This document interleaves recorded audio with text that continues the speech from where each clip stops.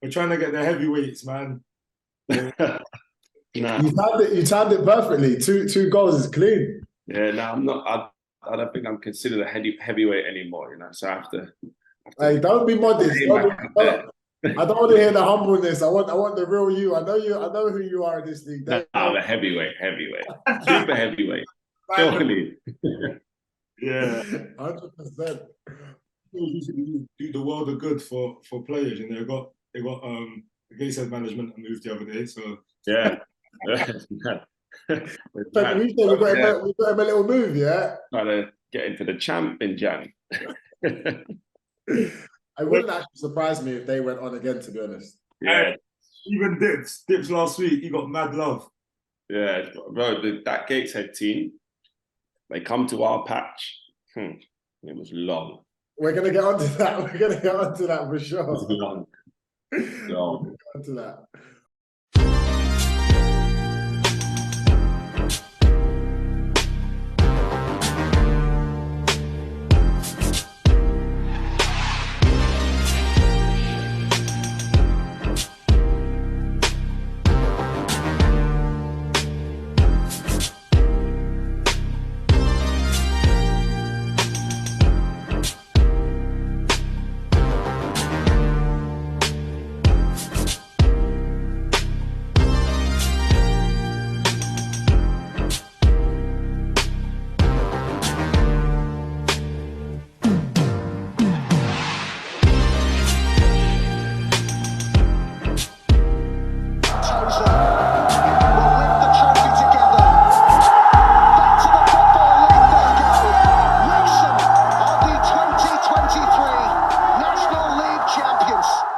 Hello, everyone, and welcome to another episode of Beyond the 92.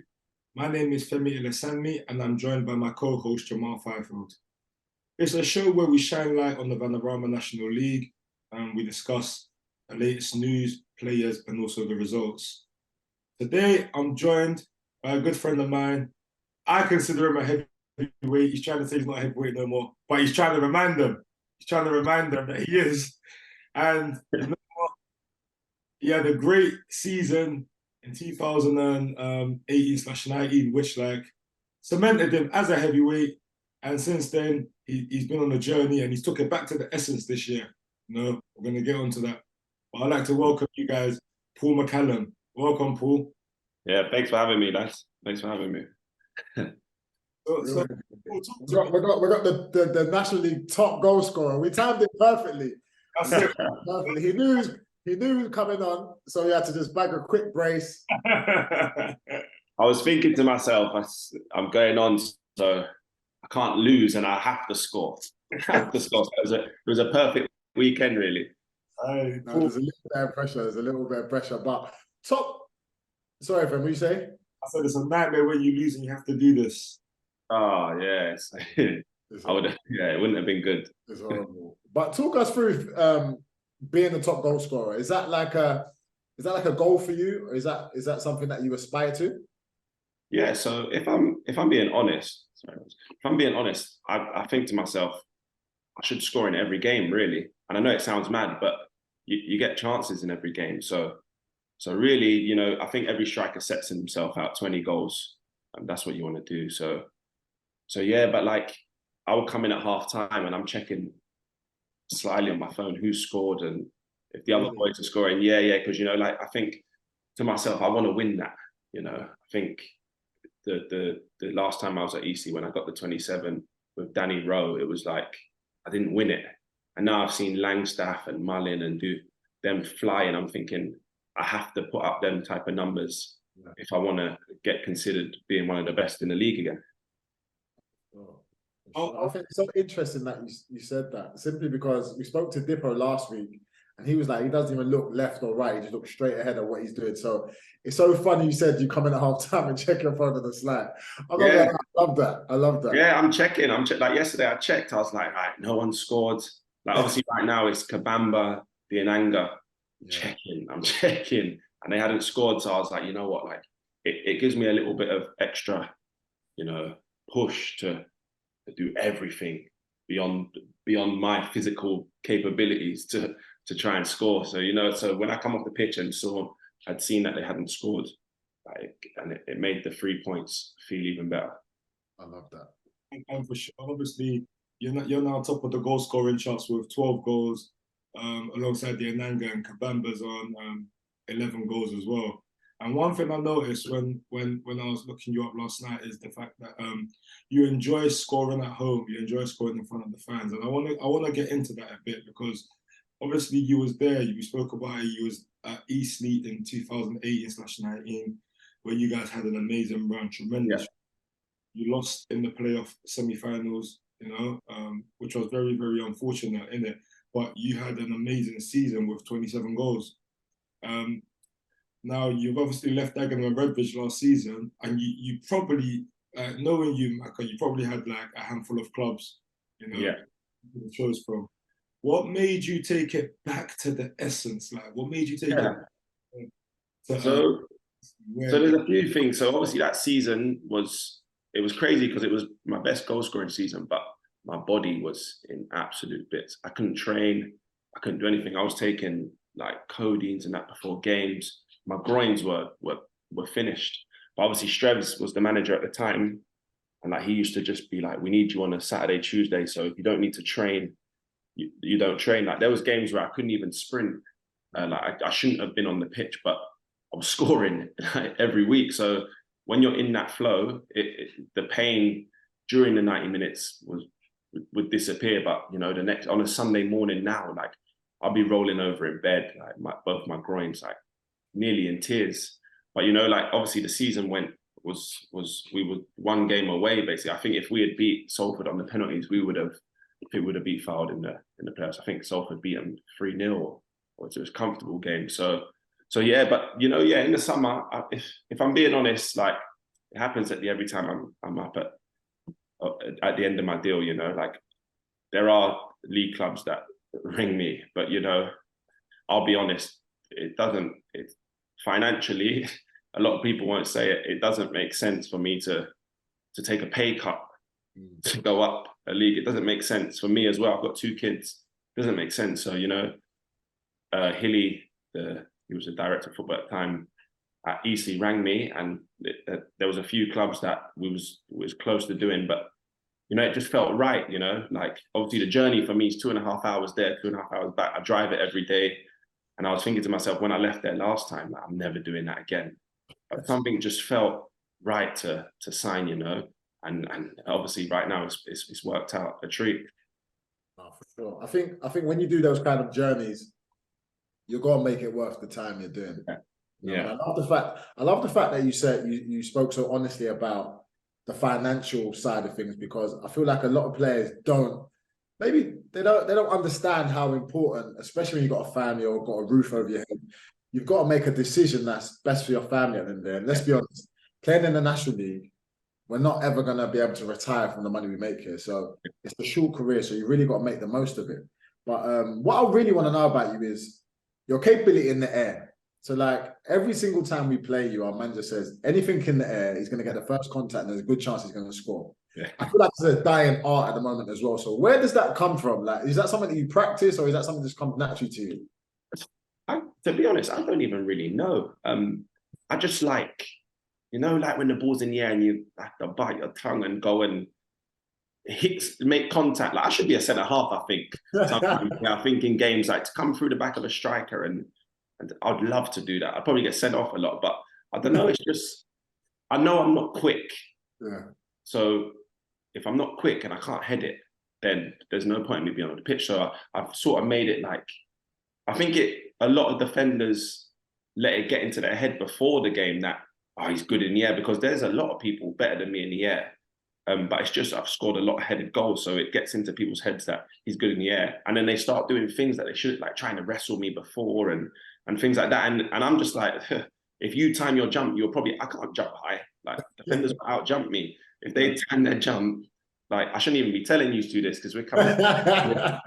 Yeah, like I got my notes. I'm writing it down. If you back off me, I'm gonna flick it straight to you. Like, so I think defenders get in their own heads about it a lot. But yeah, like heading in the box, like scoring goals. Yeah, like I've always, it's something I don't really work on because of all that dementia thing that come out of you and we're playing with them New Balance balls that are like bricks. So in training, I will miss headers because I'm pulling out and stuff like that. Because I don't really. But it just seems like everything I head in the box tends to find the target.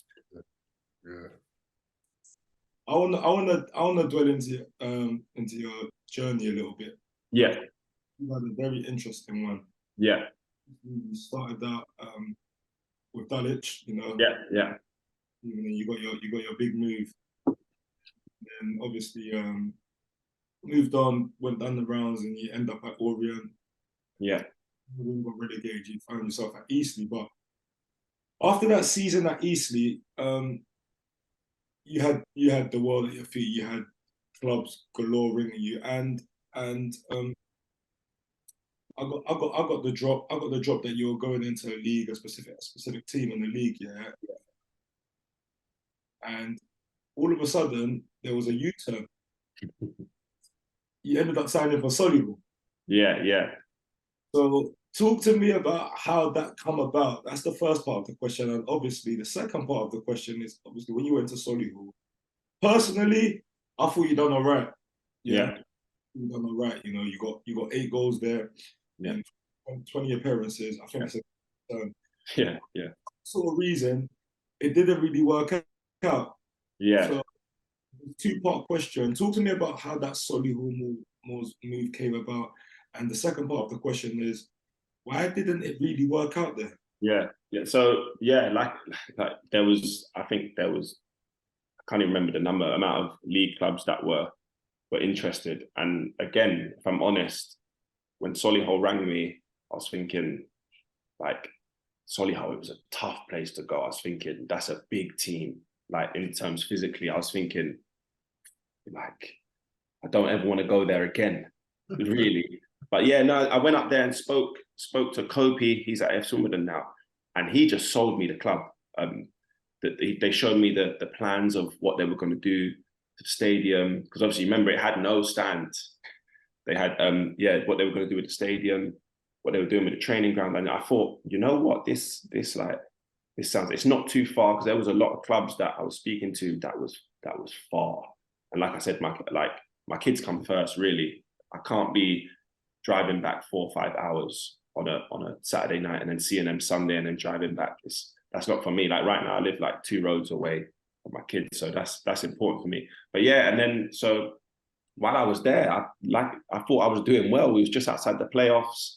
You know, we had a good little FA Cup run where we should have beat Rotherham with 3-0 up, and we ended up losing 4-3. But I just, not to go into too much detail, I just got a phone call on a Thursday night. So I was staying there at the time, got a phone call, and I got told that I'd been speaking to Barnet and I wanted to go to Barnet. And honestly, I had no idea where this come from. I was thinking, like, Barnet? Like, we're outside the playoffs. Barnet are below us. Like, no way, I'm not going anywhere. So then it sort of went back and forth a bit. I got told not to go to games. And I was thinking, I've not done anything here. Like, I'd rather them come with a real reason, a valid reason, and say straight up, we don't want you here because of this. And then I was seeing things about I'm homesick and all this. I was enjoying my time up there. Like, I really enjoyed my time there. And then I was doing, like, they not in the shape in the starting 11, you know, like they're putting me centre back and stuff like that. And then I'm running at the end, and I was thinking, like, what is going on? I've just had the best season of my life, and now I'm like getting told not to come to games. So then I spoke to Darren Curry, and he spoke very highly of me, like to myself. So I was like, you know what? Let me go back home. Let me go on loan to Barnet and just carry on scoring, really. And that move to Barnet worked out well. You know, I scored a few goals for them in a small amount of games. We ended up getting to the semi-finals. That's the part about football, that's the ugly side of the beautiful game, isn't it? When players aren't wanted, you see it up and down the country, where a manager or a club will make a player train in his zone. I think they're starting to make it now. It's prohibited. I don't think you're allowed to do that anymore. Yeah. But what was your thoughts and feelings during that time? Obviously, as you said, you just had your best season and a long time, but personally, like, how did it make you feel? How did you manage to get through that? Because there's going to be players watching this that have definitely experienced that and are experiencing it currently. Yeah. So how did you manage to come through the other side? So obviously, me being a bit older, I just thought to myself, listen, I got a 2-year contract. If they do not want me at this club, I've got a 2-year contract. You know how it works. So I was just like, I'm not going to be a bad egg because that's not me. You know, I don't have it in me. And like, to say that they made me train on my own, it wasn't really like that. Like, Macca, you're in. It wasn't anything like that, because at the time the assistant Quinny, he didn't make me do anything like where they were trying to get a reaction. It was just, Macca, don't come to games because fans will probably be. So it was all like that. So it wasn't anything nasty or anything like. I just think that I honestly still don't have a reason to why. I got told by a player that he overheard something saying, because obviously my groins at the time were bad. We're paying him all this money, and his groins are hurting, or something like that. That's what I've been told. So if that's the case, like that's not my fault, you know. Like my groins were in a bad way. I was supposed to have surgery on them, and I ended up going against it because of COVID at Barnet. So yeah, like I would just say, if you've got a contract and and they want to get rid of you, you can stay there. You know, it's up to them to come up with something to leave the club, and don't ever feel like you have to leave. But at the end of the day, you don't have to leave. If they want you gone, they will figure something out to let you go. And like, if there's a loan that comes up for you, that's, you know, you're feeding it, then go on loan. But remember, you still got the contract at your parent club. For sure. Yeah, you obviously been to the playoffs 3 times in your career. You spoke about the one when you was at Eastleigh in 2018/19. You lost to Salford on penalties. I remember I was actually watching that game live. I remember watching it live. I was like, damn, I wanted. Like, I root for. I know people don't want to hear, I root for the Southern teams, innit? Yeah, So, yeah. So I remember watching it and I'm thinking, damn, innit? And then obviously your second one was Barnet. Was it against Notts County? Notts County, yeah. And then last season, Chesterfield. Yeah. Wembley. Just talk to us a little bit about that experience at Wembley, and talk to us about the feeling when you lose. You're so close, but yeah. I want to understand that feeling. Because obviously, last season I didn't get to come on, but you know, you still a part of the experience. You know, like it was. We're used to playing, you know, like smaller stadiums in our league. You know, there's not really any massive stadiums unless you go to the Oldhams and that. But yeah, the whole, you know, visiting there the day before, staying in the hotel around the corner, it was like, it just changes your mindset. You're just focused on one thing, that you cannot lose. You do not want to lose, because how have you let yourself come this far to be a loser? Like, you're a loser when you come off the pitch. So yeah, like that's how I look at it. Like, you can't be a loser. There's 11 players. It doesn't matter if they're better than you. Don't be a loser. And obviously, you know, we lost at the end of it, so we were losers. But the game was crazy because we should have won. Like, you know, obviously Roscoe spills one in the 88th minute from the free kick from Bostock. You know, and you think if he catches that, he holds the ball for 30 seconds, he hits it up the other end for 30 seconds, and then the game's over and you win. And it was a bit gutting, because obviously, like, I didn't come on at the time. We were 1-0 up, and he brought on Quigley instead, which, you know, the manager there, Cookie, is a good manager. He makes he doesn't care who you are. He makes substitutions and picks players for the game. And obviously, Notts County pass it around the back. Quiggs can sprint after the ball for days, and we're 1-0 up. So bring him on to do that. And, you know, I'm not gonna, as much as I can try, I'm not gonna chase the centre backs and try and win the ball back. You know, I don't think that's what I'm in the team to do. So at the time, it made perfect sense. I was gutted. And then obviously in extra time, we have to use a final sub because someone's got cramp. So then I sit back and I'm like, right, I'm not coming on now. I have to be the team's #1 supporter. Like, you know, there's all the Chesterfield fans, but I'm the #1 supporter, because if they win, I get a medal. You know, I get promoted. not having a great season at Dagenham and then going on loan and playing in the playoff finals, like, and I get a medal.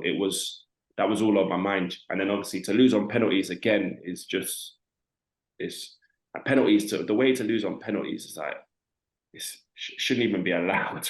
Obviously, when you win on penalties, it's different. But when you lose from a spot kick, it hurts. Like, it hurts more than, you know, if we lost 2-1, I reckon. Yeah. It's those fine margins, isn't it? Especially in a big game like that. Did you manage to take in the experience though? Because I've played at Wembley as well, and it's like I didn't fully take it in, and I wish I did. But looking back, and I see the teams that go there and play, I think that's just such an amazing occasion. But because you're so laser focused, you don't take in as much as you should. But did you manage to, especially when you knew you wasn't coming on, you said you wanted to be the #1 supporter. At that point, did you like look around and think, wow, this is actually what we've built, what we've been going for since the start? Yeah. So yeah, when I knew I weren't coming on, I was just, you know, you obviously look around, you think, if we win this, I'm gonna run over there. My family, my missus, my kids, everyone's over here. Like, I'm gonna try and get the kids on the pitch. You just think everything that you're gonna do. But like, even like the day before when you go to the stadium, I think that's when I took it in more than on the match day. You know, when you're standing there thinking, England play it every home game. Like, wow, imagine making a mistake on this pitch. Like, I get battered. You can't look at the bubbles. You can't look for a bubble on Wembley pitch. Yeah, you start looking at the floor.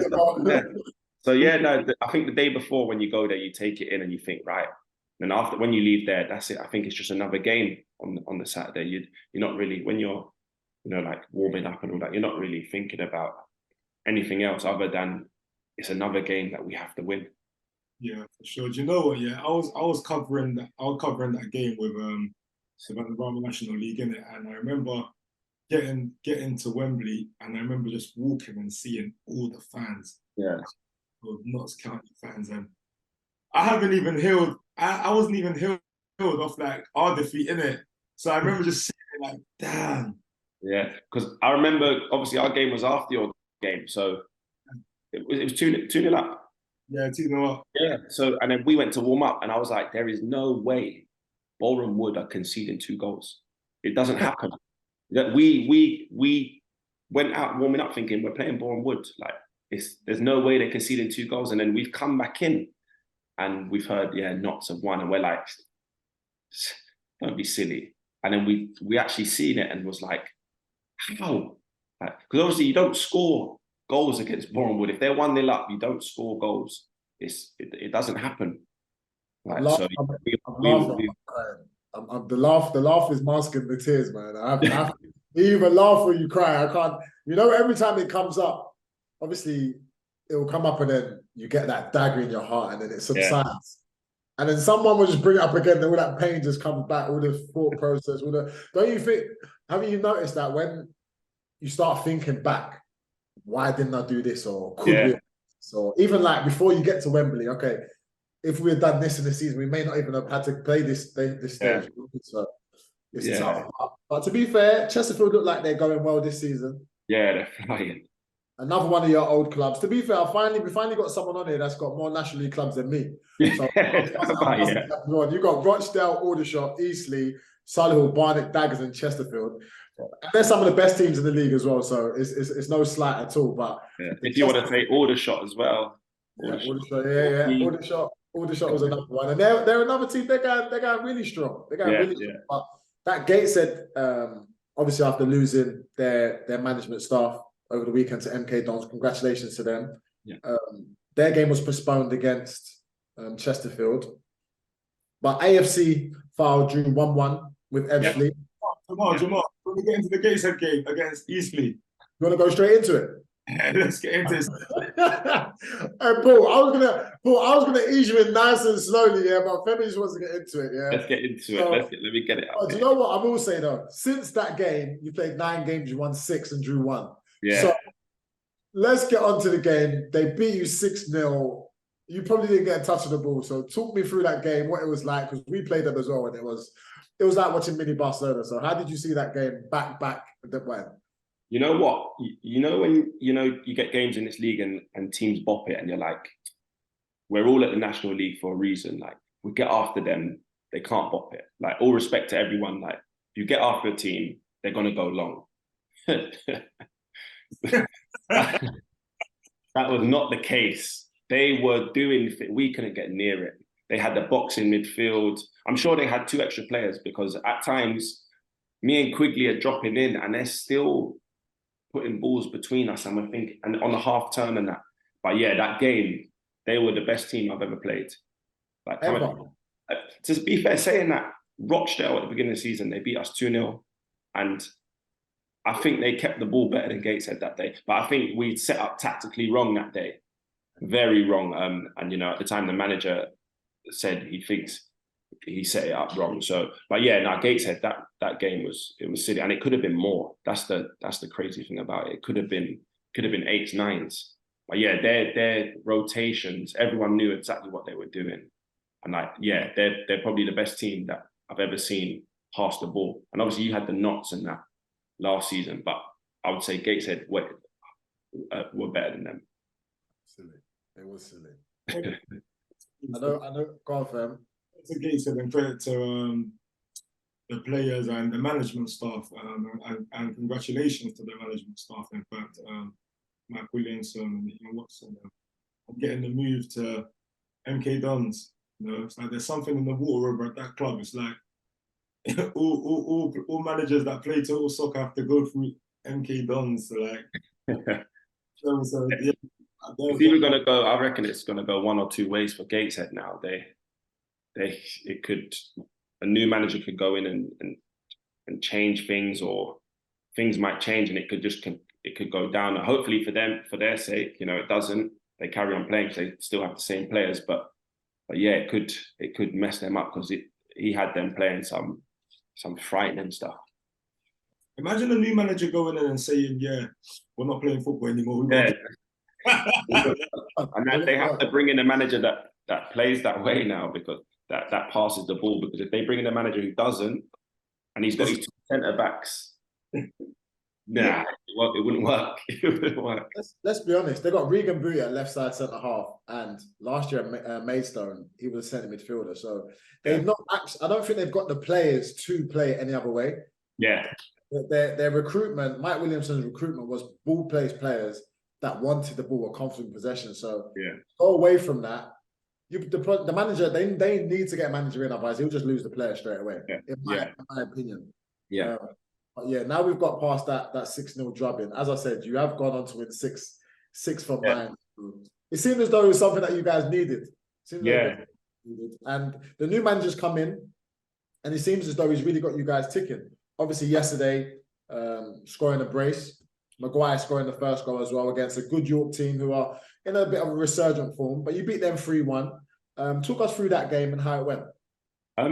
First half, it was the best I've seen us. You know, 1-0 up, best I've seen us. Everyone was composed on the ball. We were moving it. Mags' goal as well was unbelievable. And then second half, we didn't really get started. I think it was a big deal that they didn't have Dippo, because having the 2 big boys up top would have caused us a lot of problems. It was just Lewis up there by himself. Is it John Lewis, isn't it? Yeah, he was up there by himself. So I think that sort of helped us out, you know. And then we go and, you know, I go and score and we make it 2-0. And then we concede 2 minutes later. So we are making things hard for ourselves, you know, like we are conceding silly goals. And, you know, it's like we make one mistake and it will get punished. But, you know, the boys, you know, we dug in, and then we obviously get the third. And then, you know, I think we just see the game out. You know, it was comfortable, and it was a big 3 points, because now we play Woking on Tuesday, which is going to be a tough game. But, you know, if you can get a 6-point week, you know how it is. You fly up the table. So yeah, it was a good 3 points. That's good. And AFC Fyfield, rock bottom at the moment, drew 1-1 with Ebbsfleet. Don Polion again popping up with a goal. He's a player that has really found his footing in this league. And Cisse got a red card, Femi. What do you see from that game, Femi? Yeah, obviously both teams finding it hard to get a win. We played Eastleigh a couple of weeks ago and they beat us. But I think that's the one win they've had in the last 10 and now 11 games. Yeah. AFC Fyfield as well. They're struggling down there near the bottom end of the table, and they can't get a win. So that was kind of like a 6-pointer.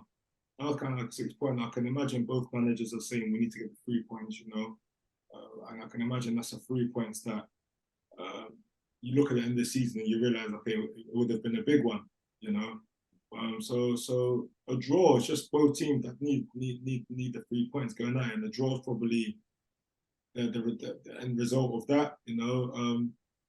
Obviously, Don Polion's back in the squad. Don Polion, we all know he's capable of scoring goals, and I can imagine that's a boost for Ebbsfleet popping up with a goal, you know. And another boost for Ebbsfleet as well is the signing of Jordan Ibe. He signed last week, you know, ahead of the FA Cup. That's another thing. Ebbsfleet got knocked out the FA Cup during the week as well. You know? But yeah, that's another big signing, and also it goes to show. And I know I'm going away from the game, but also goes to show how far along the National League has come. Yeah. To be able to sign a player of that caliber that was once worth £15 million, you know? Yeah, so crazy. So I just wanted to know your thoughts on that signing as well. You guys' thoughts on that signing? It like you said, it goes to show how good the National League is now. I think there's a lot of people who are very naive about it, and they think, it's non-league, but you get the boys who have played League One champ, and they come to this league and they think this is a tough league. You see it every year. A player will drop down from League Two and say this is the hardest league they've played in, you know.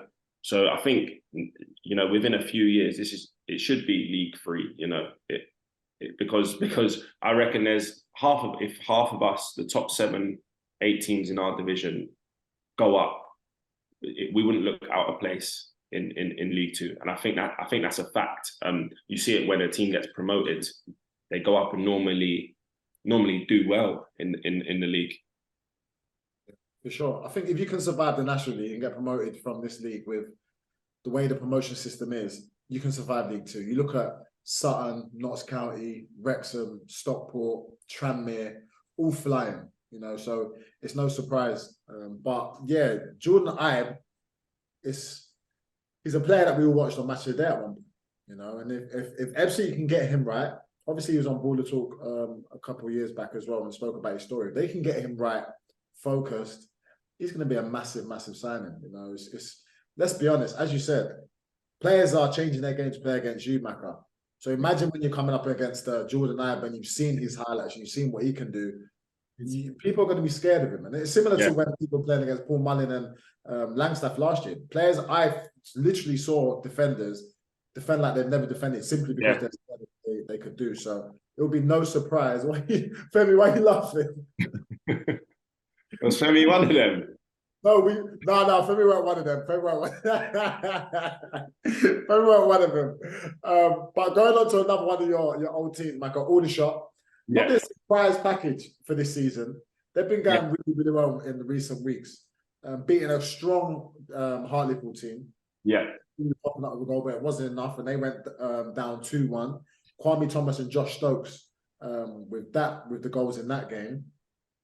Do you still know any players down there, or do you still keep an eye on them being one of your old teams? Yeah, so I always, every team that I've played for, I've got them, you know, favoured on my thing, you know, because obviously I was there when they were in League 2, and we're talking. Oh, that's a while back. Yeah, I think that the season I was there, I was at Wimbledon, then went to Aldershot. Aldershot got relegated, and Wimbledon stayed up. So it was crazy because I left Wimbledon, signed for Aldershot, and then played against Wimbledon. And in my head during the game, I was singing a Wimbledon song, like with the fans, and I was thinking, because obviously Wimbledon's 5 minutes from my house, 5 minutes max from my house. So it's always a club, you know, I think I'd love to play for them. Maka, is it the new stadium that's 5 minutes from your house? Yeah, the new stadium, yeah. Nice. So yeah, I always keep tabs on, you know, teams that I've played for. It's been a bit of a roller coaster for Aldershot, hasn't it? But I like the fact that Kwame Thomas is popping up with the goals as well. He's a good striker. Yeah. When we played them, he went in goal. That's it. Oh, it was against you guys, was it? Yeah. He had to go in goal second half. Two goalkeepers went off, wasn't it? Yeah, so the goalkeeper got sent off, and they didn't have one on the bench. So yeah, I think they brought on someone who went in goal, and then they swapped. At the second half, they swapped over. He went in goal. But yeah, that was a about the crazy. National League, it's never a dull moment. It's never a dull moment. But I want to talk to you about. Listen, I'm going to keep saying this. Another one of your teams here, Barnet, flying at the moment. Went level 1 points with Chesterfield. Took advantage of their game being postponed. Yeah. 38 points from the opening games, and they beat Maidenhead 3-2.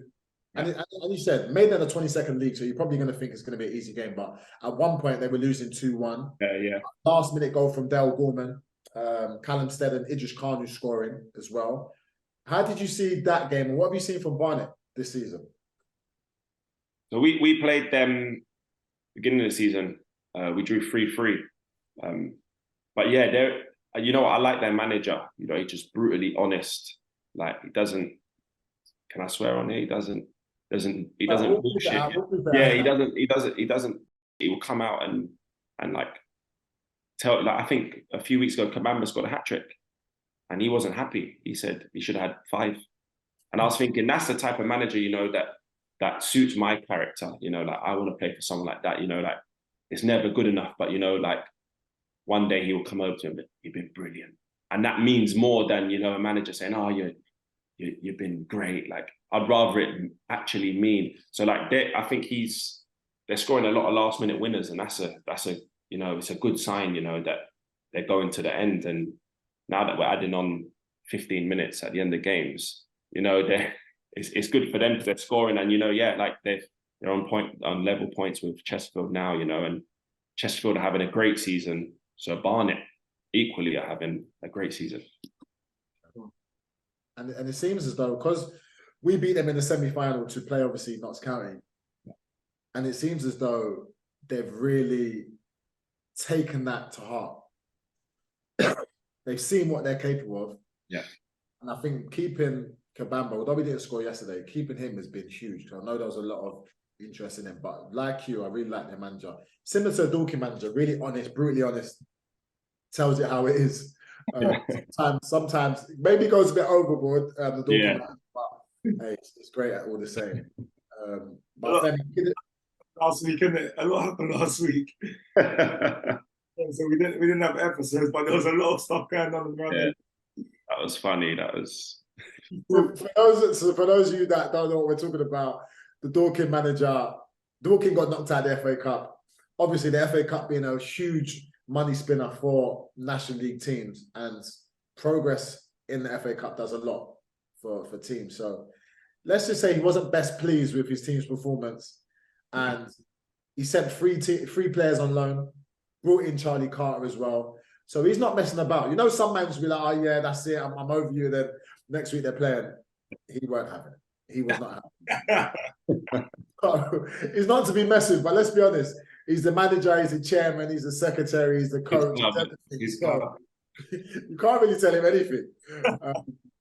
And he put a classic post-match interview.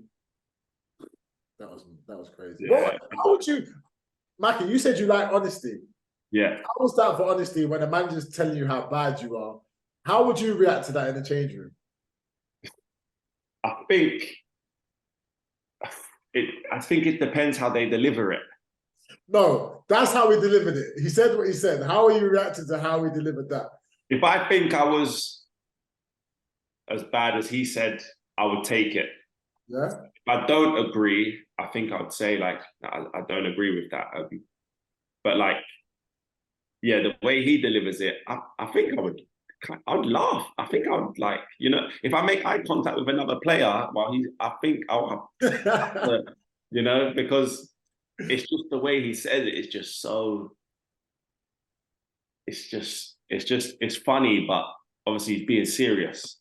But like, yeah, and I think because he's built this like reputation, it makes it that situation. It makes like you're thinking, oh, this is funny, like.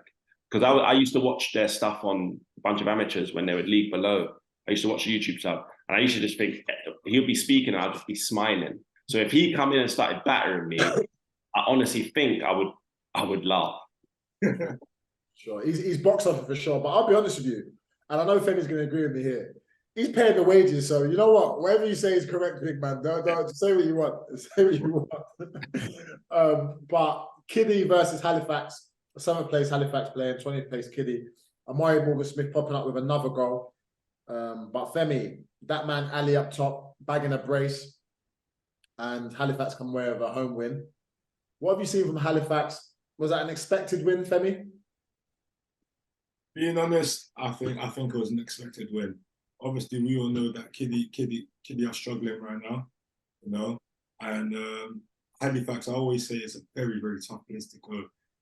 If the weather was raining here yesterday, imagine how heavy, because we all know that pitch can get heavy, you know, and so imagine going there yesterday, Kidminster, you know, it must have been difficult, especially with the run that they're in right now. But Halifax are always solid, and they've got a serious player in Ali, you know. He's been there for a couple of seasons now, and every single time we play against them, he impresses me. You know. I think he's a gem in that team, and I can't really see him being there much longer. If I'm being honest with you, I think he'll kick on, and he pops up with 2 goals, which definitely helped in that step towards moving up the ladder. You know, so credit to him, credit to Halifax. Oh, for sure, I agree. From it, I was surprised Ali's still there, to be honest, because he's a dynamic player that can change a game at the flip of a switch. So he's started kicking on again. And Dagenham and Redbridge, another one of your teams, probably struggled, Maka, this season. And I saw it's interesting. You left, and then your old manager Strebs came in. Yeah. Was there a chance that you could have gone back there? Because I'm sure he would have been trying to call your phone, knowing the type of player you are, knowing what you could do, and you and Effiong up top. Once you're both fit and firing, would have been a scary partnership. Yeah. Was there a chance that you could have gone back there? Yeah. So I speak to Strebs, like I consider him a friend of mine. So when he did go back there and my contract was up, he sort of knew that I probably wouldn't go back, but he said there's an offer there if I do want to go back. And obviously I spoke to him and said, these are the clubs I'm speaking to, these are the offers. And obviously it hurt him that I was going to go back to Eastleigh, because obviously he was the manager there at the time when we got to the playoffs, and you know, he had got relieved of his duties there. So he was just like, it hurts me that you're going back there, but you know, obviously if it's for the best, it's for the best. But yeah, like again, the same thing with Dagenham. I'm always watching like their highlights and their interviews and everything like that, and I'm buzzing to see Innie's back healthy and obviously scoring yesterday. Yeah, and it looked like a good game as well. Hessenthaler scored, and then Gregor Cox equalised. Akinola red card. But it's not always easy to score against 10 men, as we found out yesterday. But as you said, good to see Innie back after his illness or heart complications. I mean, he popped out with a late winner. And as you said, Strebs, I like Strebs as a manager as well. I met him on my UEFA A course, coaching course, and he seems like a solid coach who really understands the game and knows what he wants from his team. So a good win for those guys, good win. And obviously Bromley starting strong again, going as they always do, beating Oxford. Josh Parker scored a penalty, but it wasn't enough. Olamola scoring 2, Louis Dennis as well. I love the way Bromley play. I hate their pitch because it's 3G. Yeah. 3G, but Bromley are a team that are always going to be in and around it. And I think they've solidified their reputation as one of the big boys in the league. You know what you're going to get from them. They had a slow start, but they're starting to pick up now. And that's a good win for them. And they're up to 4th as well. And after an FA Trophy win a couple of seasons back, I think they're a team that should really be striving for the playoffs, and it seems like they're going the right way about it. But we're going on to Rochdale versus Oldham. Call it a Manchester derby. Not so much the North London or the Merseyside derby. But that seemed like a great game. 7-goal thriller. Oldham coming out on top, beating Rochdale 4-3. Mitchell, another player who's done well. International player for Grenada, popping up with a goal. Cohane scoring a brace. But Sharon Green, Hope, and that man Norwood getting Mickey Mellon his first win in his first game. Now, talk to me about that game, because those two teams are probably the teams that everyone's expecting to be in and around the promotion places. Probably haven't maybe pushed on as much as they should have been in 12th and 10th respectively. But what have you seen from those two teams so far? Yeah, like I said, we played Rochdale beginning of the season, and that was a tough, hot day. It was hot. We didn't touch the ball. And they, again, the same as Gateshead, I'm sure they had extra players on the pitch. But I thought to myself, after we played them, that they could win the league. Obviously, they're just outside they're mid-table now, so I don't know what's really happened. But they had the winger, Sinclair, and I feel like he's one of the best players I've watched in person, like at this league. So I thought they were going to be up there. You know, still aged. There's still 30 games to go. So I would be surprised if they're not in the playoffs come the end of the season. For sure, Femi, what do you see from that game? Yeah, obviously, it looks like a hell of a game. It looks like a game where fans, supporters, did not leave disappointed. 4-3, and Mickey Mellon, obviously, that's another big news. Being appointed as the Oldham manager, and Mickey Mellon, yeah, I'm not gonna lie, he gets the job done, but for some reason I don't like it, because I know he stung me a couple times in terms of when I've played against his teams, isn't it? It's personal. I get it. Yeah, he stung me, like he's beat. Obviously, I'm not a manager, but he's beat whoever I'm playing for at the time, innit? And yeah, so when I've seen him appoint, I'm like, this guy just gets the job done. You know what I mean? So it's a massive appointment, and he's got the resources as well. you know when like a manager has the resources. He's got the fan base, he's got the stadium, he's got the money, he's got everything. Reputation. He's going into no small job, like he's got everything he needs. So look, obviously 2 from 2 in it. Obviously FA Cup last week, they got the win, and obviously to yesterday as well. And they were talking about how James Norwood and how him and Mickey Mellon are finally back reunited after that amazing season when they got promoted with Tranmere in it. And what's interesting is not only that, is the fact that Tranmere had a bad start to the season that year. Yeah. Bad start. What year was it? Was it 2017, 18? Yeah. Season, yeah. They had a very bad start to the point where people are thinking they're not doing it. Yeah. And he's in a similar situation at Oldham now. Not even as bad as it was at Tranmere. Listen, see that man? Trust me, don't be surprised if Oldham go on and kick on now, innit? They've got the players in the building ready. It's not a thing of recruiting players. It was always a case of getting them playing the right way, that brings the best out of these players. And yeah, now they've got a manager that's well versed and experienced in doing that. We'll see what happens, but I would not be surprised. I'll be surprised if they're not in and around something. Yeah. Oh, for sure. He's got that. You're right, Fem. He's got the experience, but he's also got that aura. Yeah.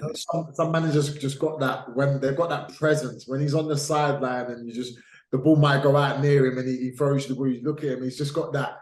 Yeah. It gives that confidence. That's what I feel from him. But if that was the game of the season, game of the day, then this one might rival it, because I don't think any of us saw this. 14 unbeaten, probably the best defensive record in the league in Solihull. 3rd place, by the way, getting beat by Southend 5-0. Now, maybe Southend were buoyed by the news of their sale going through on November 1st, but that young man Carney popping up with 4 goals in his first start. He's probably thinking this is the easiest league he's played in. He's probably going to score 4 every week. But they beat Solihull 5-0. Noor Hussein popping up with his with another goal as well. Against your old team, Maka. So we're all surprised, but talk me through that game and how you saw it pan out. Southend are a good team. I think, with everything that's going on off the pitch, and they're doing so well, it just goes to show what a good job the boys are doing, and the coaching staff and the manager. But yeah, 5-0 is against Solihull, who have been flying, really flying. I think they've sort of been like undercover as well, Solihull, because I didn't really expect them to be. We played them first game of the season. We should have beat them. They scored in the last minute. And after that game, no disrespect to Solihull, I didn't think that they were going to be a team up there.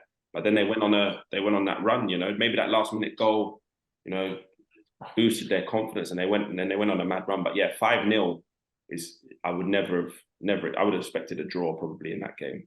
But yeah, Southend, I think that a new owner was watching that game there, so he was there as well. So he must be thinking, oh, what a bargain this was. For sure. That's Femi, talk to me. What we sat there and we said 5-0, we just looked at each other like, where did that come from? Now we know we've been speaking about Southend and how much credit we're giving them, and obviously not many players can be able to play through not getting paid, not knowing when you're going to train, not having any preseason games. Was it a surprise to you, Fem, or was it just something that you maybe saw coming? I saw it coming. Right? Of course, no one's gonna see that. No one's gonna see that coming. Come on, let's have it right. You know, a team that's lost one game this season, so in 16 games, is, I mean, you're not gonna expect them to go to Southend and lose 5-0. Even if they was to go to Southend, it would, and Southend did win, you wouldn't have thought 5-0 in it, you know, because Solihull's, their defense is tight. They've had a great start to the season. But it just goes to show that anything can happen in this league. On when it's someone's day, it's someone's day, in it. And obviously Carney popping up with 4, probably thinking, yo, this is light work. You know, he's good for at least 10 games now. He's good for at least 10 starts back to back to back. 4 and 10 is not bad. You know, those 4. You know, but nah, it's just disappointing for Solihull. But you know what? There's moments in the season where these things happen, and it's reminders like, all right, we're not invincible. You know, we can't beat. Like this illusion that we can't get beat. No, it's not true. And I think that's what the manager's probably telling them. Like, listen, we can get beat. So everyone's got to be on point. Everyone's got to be on it week in, week out. Like, we can't afford to take our eye off the ball.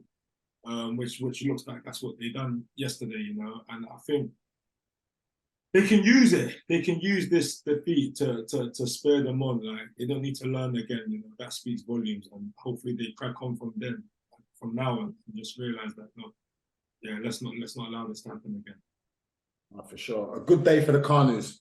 Idris Carnew popping up with a goal in the first minute for Barnet. Worldy, absolute worldy. And Daniel Carnew, remember the name, man. 4 goals in your first start. Long may it continue. I think we got, we got them in a couple of weeks. So yeah, let's stop to that one. And our last game, Bournemouth versus Wilstone, live on the box TNT. It was a tough game, but I thought we dominated in large spells. But all our hard work was undone by a great run and solo goal by Alarakia, who's capable of that. You know, it's not the first time I've seen him pop up with a worldy goal, a solo run. But Eric Ososa as well popped up with the first goal. A nice finish, little run cut in onto his right foot and slapped into the bottom bin. Great finish. It was a tough game though, especially with the conditions. The pitch was nice, but it was quite boggy in the sense that it was quite soft. But I felt like it was more like a Bournemouth performance, you know, a bit more resolute in our defending, although we probably could have done better with their goal. I think in large spells we defended how we know we should. And there's a lot of positives to take from that game, I feel. Femi, how did you see our game? And obviously, just to touch on that FA Cup, we've got Eastleigh for the 3rd year in a row. I don't know how we keep... I'm starting to think it's fixed, to be honest. Yeah, it's got to be. How it's random and we play you 3 years in a row, I don't know. But not to stoke the fire too much. Obviously, we've gone through twice in the last 2 occasions, Maka. So it'll be a nice game to play you guys in as well. But Fem, talk to us. Yeah, I'm upset about it. Yes. Listen, it was a good performance. Like, good performance. I felt like defensively we were point for most spells of the game. You know, organization, everything was good, but it's just frustrating when someone gets sent off for Wildstone and you're playing against 10 men for 25 minutes, and we're just banging on the door, but we just couldn't get that winner, and that was really, really frustrating, you know, because everything was there to get the 3 points, you know, like you know those games where you've done everything. Now, like everything, like in terms of your personal performance, like you've done this, you've done that. There's been crosses coming in the box. They can't get a sniff. They can't get out of the half for 20 minutes. You can't get out of your half. And we couldn't score. So what's happening in that half then? You know? It's frustrating. It's frustrating. But I blame Belanta because he should be. If he rings me on a Friday, he normally scores. He didn't ring me, so it's his own fault. Who you Say that again, sorry. Who you this Friday? No, he didn't call me. So it's his own fault. Every time we've been on the phone on a Friday, he ends up scoring and I've scored, and he didn't call me this Friday. Okay, so this is what it is. Now we're gonna get to it. We're gonna make sure he calls because he had a chance as well. And usually, so it's a throw in, you know, a long throw zipped off someone's head. It's bounced so kind. I'm expecting, if I see Andrew run onto the ball, I'm expecting the ball just to trickle in, and the keeper's pulled off an absolute worldie. So I'm gonna make sure he calls you because we needed that goal, man. And I'd say as well, like, you deserve to draw from wearing that Under Armour. Who? Your Under Armour. Me? Do you know what? You're not the first person that said that, you know. You're not the first person. Fem, I might have to stop wearing it now. That Under Armour. That was wild. I need to be comfortable when I play football. Listen to this story, yeah. Listen to this. Wait. Let me just say something. Gone are the days where centre halves have to wear black boots. They have to have cuts on their head. They have to know Under Armour. Listen, I'm not going to wear gloves, but an Under Armour, if I see that rain, I'm going to be comfortable. You feel good, you play good. Yeah. Right? But you know what? Now you said that. There'll be no more Under Armour. No more. Jamal had a really, really good. He had a really good performance yesterday. Yeah. Listen to this story, yeah. So, warming up. Obviously, get ready. Come out for kickoff, innit? Now we're getting ready for kickoff. Now I think Wildstone they started the ball, so the ball's on the halfway line. But they're taking long. They're taking long to blow the whistle. I think they're saying we're waiting for the TV, like waiting for BT Sport to give us the green. Yeah. Everyone's just standing there. So whilst we're standing there, you know, my mind just starts racing, innit? So I look around, yeah. And I kid you not, there's 3 out of 22 players with Under Armour on. And 2 of them are alongside me at the back, yeah. Yeah. Oh, bushy. And then 1 Wildstone player has the Under Armour as well. So 3 out of 22 players. I just look at them. I look at bushy. Can't be on defenders. Oh, you're like, oh, Maka, don't do that to me. Can't be on defenders. Don't do that to me. All right, cool. They played sick. Like, Bushy had a very good game. Jamal had a very good game. So obviously it doesn't really mean anything. But it was just crazy. It was just a crazy moment. It's not even November or December yet, so I'm slowly coming around. You might be right, you know. I was just about to say, what's the advice for young players? And now I'm thinking you're just going to say don't wear Under Armour. But Maka, listen, your goal scoring record speaks for itself. I've got here 37 goals in, 67 for Eastleigh. That's your last spell, by the way. Yeah. 39 goals for Dagenham in 95 games. So you're coming up to a century of goals in the National League. Yeah. What is the secret behind that? And can you give any young strikers or any young players, for that matter, advice on finding their potential? Because it seems as though you know your game and your record speaks for itself. I think that's the key thing, knowing your game, like, and playing for a manager and a team who know your game, because people know I'm not going to run the channels. I'm not going to be dropping in and getting the ball on the half term. I'm not going to be doing things that I know I'm not good at. And And my team know I'm not going to do that. My team know if we get the ball wide and we cross the ball, there's a good chance that he's going to score one of them, you know? So I think it's important that you know your game early on and work on your game. Like, you know, with my heading, you know, like find what you're good at and don't try and be something you're not, because I could easily try and get on the ball on the half turn. That ball's going to go under my foot 4 out of 5 times, you know, or I'm going to lose it. I'm going to turn into someone. So I wouldn't do that because I know that's not me. That's why we've got other players in the team to do stuff like that.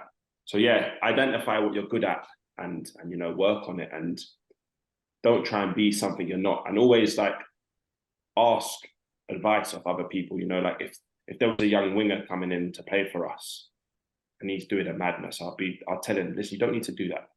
Beat your man, do this, and cross the ball, and we'll score. And then you're doing your job. And you know, I think listen to advice, yeah, and know your game. Something around it sounds like also just simplifying your game, just to maybe become more comfortable and confident. Yeah. You know, especially for young defenders myself. Like whenever I come up against you, Maka, I think, okay, I quite enjoy it because we're both quite physical. So aerial battles. I'm a defender that likes to come out on top. So if it's a ball playing team, okay, that means I gotta get tight. But when it's a player like you, knowing where you are at all times, open my body shape, knowing where you are, don't letting you get a run on me at the back post. I know you love to come and ride up on me. Those are the battles that I really enjoy. And the battles that we've had in the past, I'd like to say I'll probably come out on top. I like to think I'll come out. I don't think you have you scored against. Against? Barnet. Okay, I'll give you the one out of 50. Barnet, then I have. I think I was trying to think of it last night.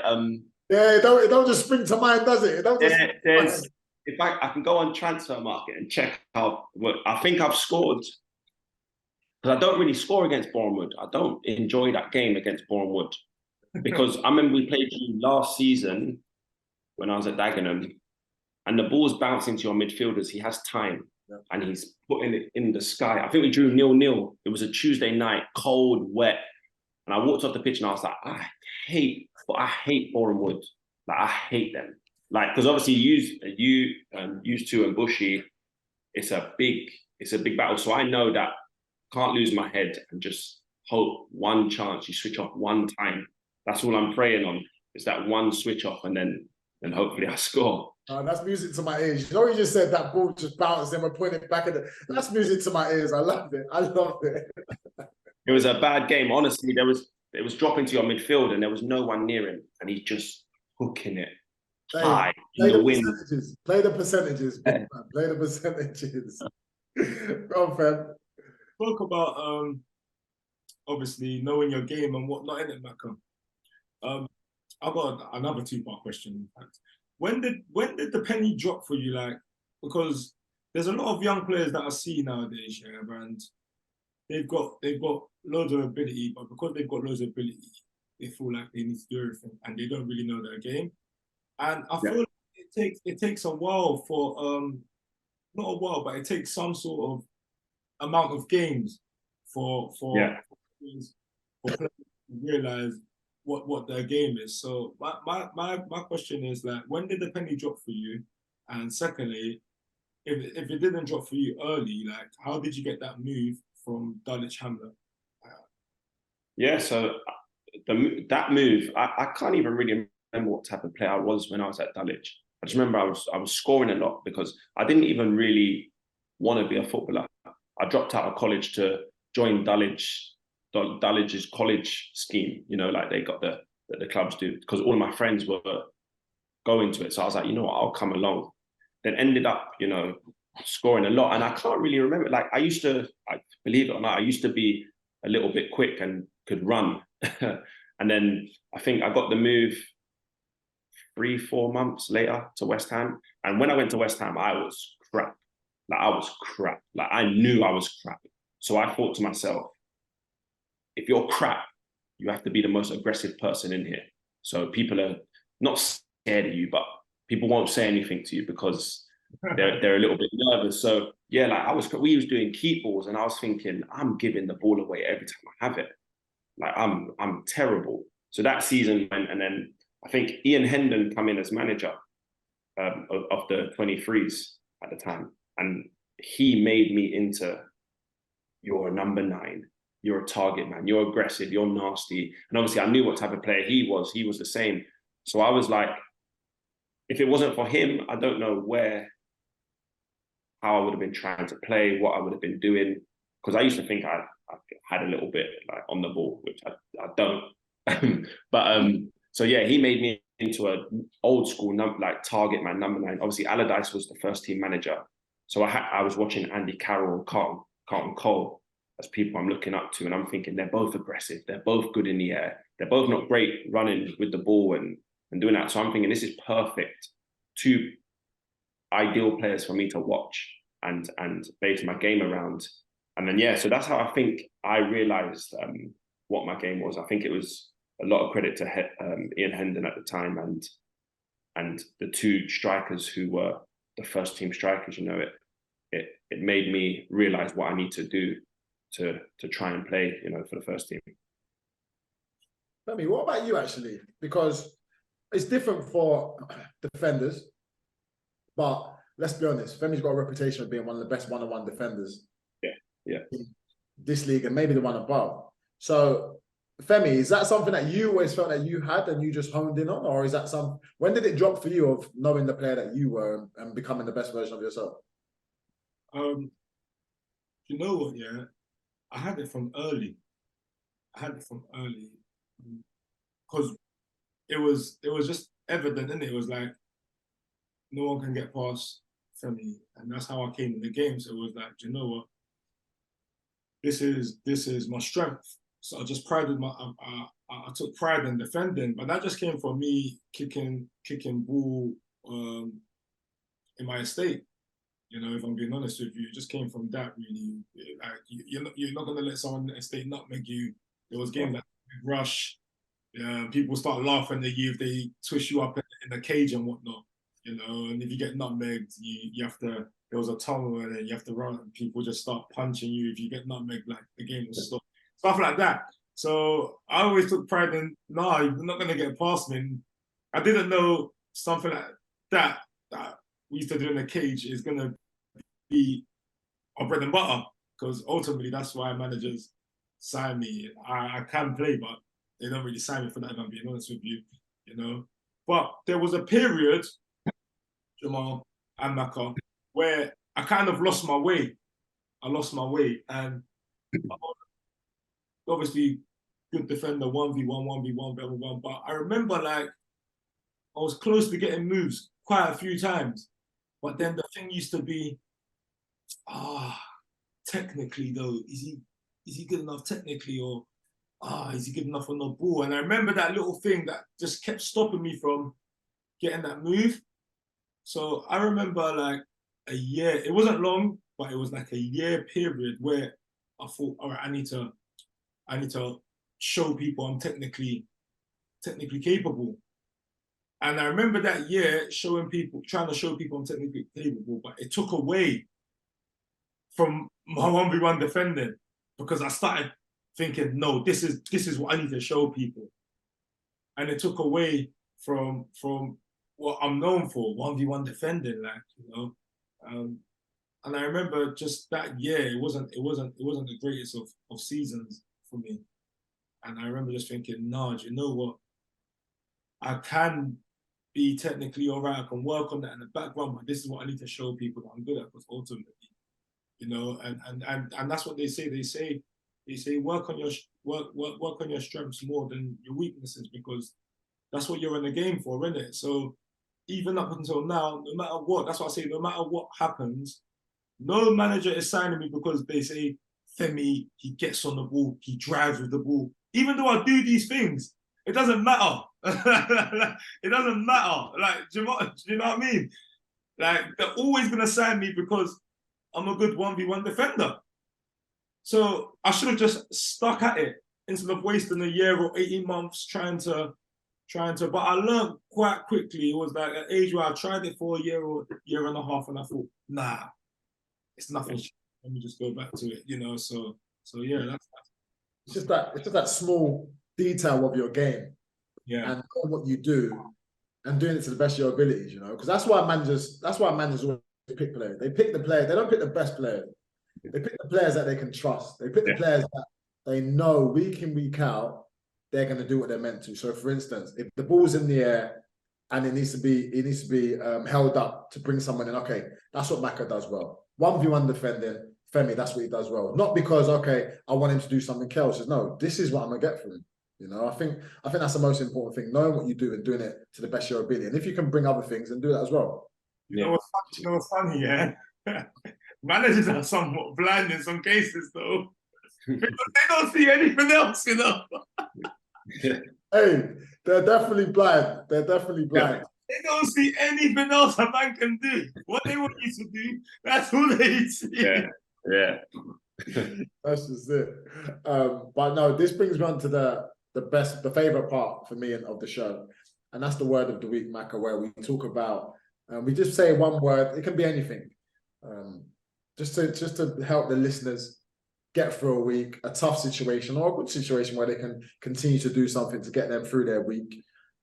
My word for the week is courage, and that's taking that leap and doing anything that you feel that you want to. You know, don't be nervous, don't be apprehensive, because nothing comes from the safe zone. You know, sometimes you've got to take a little bit of a risk, and having that courage and knowing that things will be fine, even if you don't succeed. You know, but there's nothing worse than not taking that leap or not having the courage to do something and having the regrets. So that's something that I'm going to take into the week. And this is where I know Femi comes into his own. So I'm going to give you a little bit more time to think, Maka. But Fem, what's your word of the week, bro? My word of the week this week is definitely more uplifting. It's enjoyment, you know. It's enjoyment. I feel like when you're working and you're enjoying when you're working is when the best version of yourself comes out, you know. So just try to enjoy everything you're doing, even when you're on the pitch. Or like the other day, I went to I done a workshop with the Prince's Trust, and when I'm speaking to the kids, the youths, I'm enjoying what I'm doing. I'm enjoying because I'm seeing them taking in what I'm saying. I'm enjoying it. You know, even this episode that we just done today with Maka, like, it was fun. It makes work. It's work. Do you know what I mean? It don't even look like work though, because we're just vibing. We're just having fun with it, you know. And that's where you bring out. That's where the best version of yourself comes out. That's where when you're on the pitch and you're enjoying it. I'm sure you guys know, Maka. You know, you score goals. Yeah. Playing your football. That's when the goals start coming. That's when you're playing your best football. So. Yeah. I'll just say the word of the week is, my word of the week is enjoyment. Just try to enjoy everything you're doing and see where that takes you. I love that. So Femi, we're gonna start introducing you as MBE Femi Ilesanmi. That's what we're going for. We're gonna see King Charles getting knighted, Femi up there with his little medal like this. Trust. That's big. That's big, Femi. Congratulations on that. You know I've got all the love. There's enjoyment and there's enjoyment as well. You know? So wait, what's the difference between enjoyment and enjoyment, fam? Enjoyment is work. Enjoyment is, you know, it's social. Oh, Maka, what's your word of the week? Oh yeah. Well, I would say the word of the week would be why. Okay. Like, why are you doing the things that you're doing in your life? You know, like, why is Femi giving talks? Because he's enjoying it. Why are you getting up at 6 a.m. to go to the gym? It's because it's good for your mental health, your mental state. Like, why are if there's no reason to, you know, a valid reason and positivity to what you're doing, then like, why are you doing it? You know, why are you listening to, you know, the one guy on Twitter who says McCallum's rubbish? Like, why? It has no benefit into your thing. So always think any situation that comes about, like, why? Like, what's the point to it? You know, and always just have if it's affecting you positively, you know, that's why you're doing it. Just block out all the negativity and the irrelevant stuff. because it has no relevance. So that's why you block it out. For sure. I love that. So we've got courage, enjoyment, and why.